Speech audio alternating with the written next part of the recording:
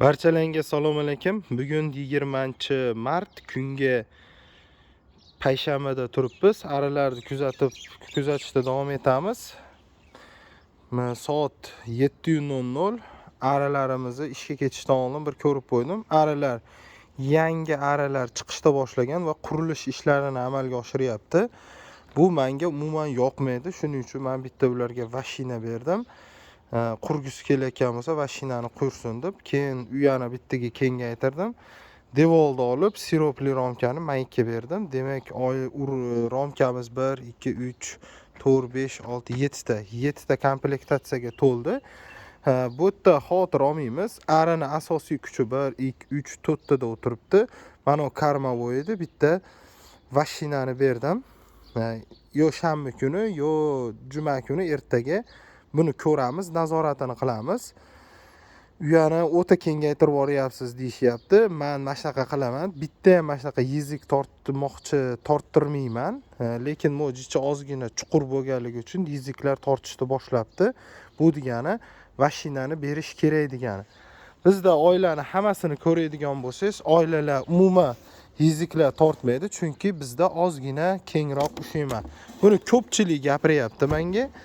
Arini zich ushamayapsiz. Mana bizda hech qanaqa stроительный ishlar bo'lmasligi kerak. Mana ko'rayotgan bo'lsalaring, uya past bo'lganligini hisobiga to'liq uya ichkarida ishlaydi. Hech qanaqa qurilish ishlari bo'lgan yo'q.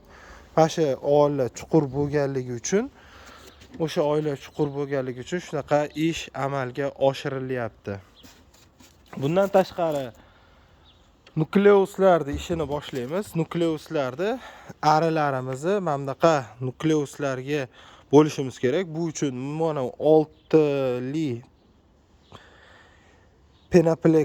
penopoliuretan yordam beradi. Bularga bunday qilib qo'yisidigan bo'lsak, komplekt tushadi. Bunda pastiga 12 ta, tevasiga 12 ta, jami 24 ta tushadi.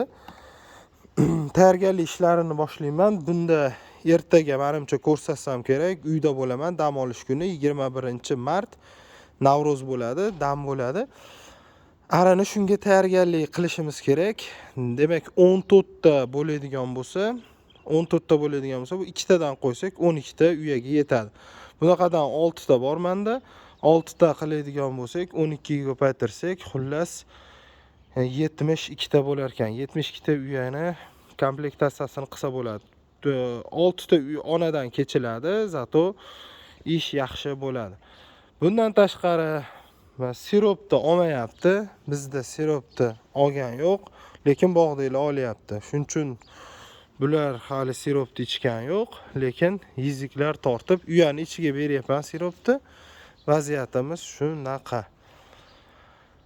Demak, bizni kuzatishda davom etinglar. Ertaga xudo xolasa chiroyli videolar bo'ladi.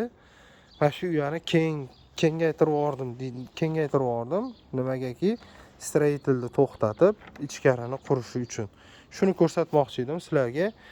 Videoni qo'llab-quvvatlab turibsizlar, videoga like qo'yasizlar, savollar bo'lsa kommentariyaga yozinglar.